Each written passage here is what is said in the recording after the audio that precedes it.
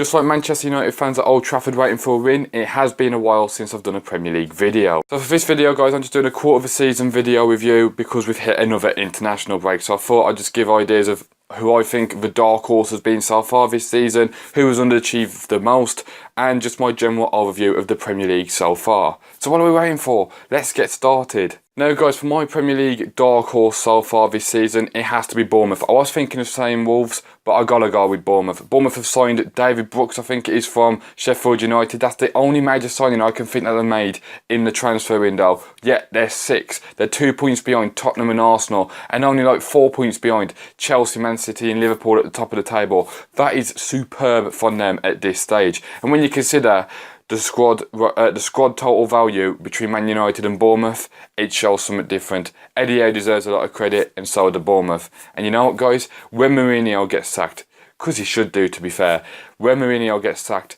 Eddie Howe could be a manager that could be good to replace him at Old Trafford. Although, where would you want to go there at the moment? Bournemouth are 6. So for me guys, they are the dark horse of the Premier League so far. There's a few contenders for the underachievers so far the Premier League season, and for me guys, one of them could be Newcastle. However, they're showing the effects of when you have bad ownership.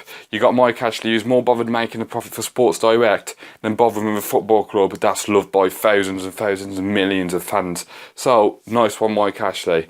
Second of all, there's Fulham. They spent 100 million. That is the most of a newly promoted team. However, because of the way they play and the amount of players that got in, it's just taking a bit of time to gel. So they're not it for me. I think they're doing alright so far at this stage.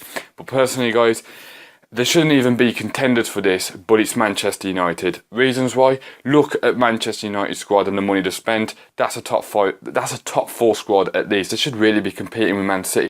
And then to have an attacking threat of Martial, Rashford, Lingard is a good player on his day as well. Paul Pogba, Romelu Lukaku, and to have a -1 goal difference after 8 games is absolutely unbelievable. You should not have a minus goal difference if you're Man United. If you lose the first game of the season, that's not too bad or anything. But after 8 games, you should have at least a plus goal difference like Man City, Chelsea, Liverpool, Arsenal and Tottenham all have. It doesn't have to be magnificent, but it's got to be a plus. To finish it off guys, Manchester United's home record, apart from the win against Newcastle, they've been waiting like 2 months, was it, for a home win in any competition. It just shows that United have really underachieved so far this season, and personally, Mourinho has to go. If you know me, you know that I'm not a big fan of Mourinho, and I don't think he's a good fit at Manchester United. I think Eddie Howe, even though it's a bit of a gamble because he hasn't really won anything, as you can see, winning everything doesn't mean you'll win everything at Manchester United. Isn't that right, Jose Mourinho? And there guys, just to mention some of the other teams, after West Ham won pointless at the beginning of the season, they really did step up their game. They got their first win against Everton, and after that they seem to just keep picking up a few points. They're not quite there yet, and they're still showing a few weaknesses, like against the loss at Brighton. However, it does show that Pellegrini and West Ham could be moving in the right direction. Crystal Palace are struggling to score at home as well, and that's a big issue for them. I think teams just know that they've got to man-mark Zaha. If you man-mark Zaha, it's a lot harder for Crystal Palace. What Palace really need is just 1 or 2 extra key players, especially in attacking the midfield, just to provide more of a threat so that it's harder for teams to manhandle.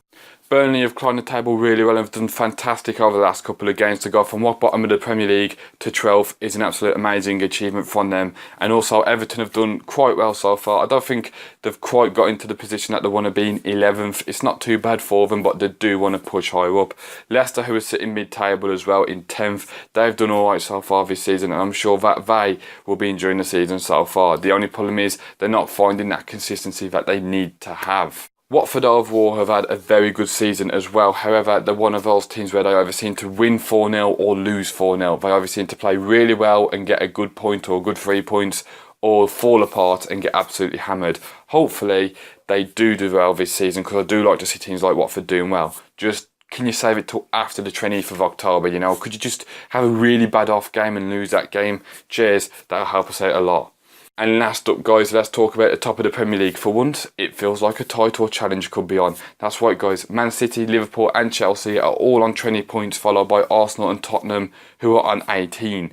It does look very close, and it looks like it could be exciting at either end this season, which I hope it is, because let's be honest, how boring was it last season when Man City just ran away with it? And then you go through the seasons before it where Chelsea and that won it as well. They won by quite big margins. We need a title race again, and this could be this season. I think it is. I think it's the best chance Liverpool have got. Chelsea, whenever they get a new manager in, they always seem to do well in the first season. And Man City under Guardiola, they're going to at least try and improve the standards of last season, even though it's going to be super hard. That's what they're going to try and do. So hopefully we could have a title race on, as well as a relegation battle. Although for the teams like Fulham and Southampton and that, I do have to say, so far it does look like you've got 3 teams worse than you. So as long as you can just beat those 3 teams, I think you'll stay up. Anyway, guys, that is it from me today. There will be another Premier League match predictions out next week as well, and we're going to start doing all those again, so we haven't done them in a long time. But just like a win at Old Trafford, it does eventually happen. But hopefully, I'm just going to maintain it more than Manchester United can. Anyway, guys, if you liked the video, hit the like button. If you're new, subscribe, and let me know in the comment sections who's your dark horse of the season that so far and all this, and give me your opinions on that, and I'll speak to you guys later.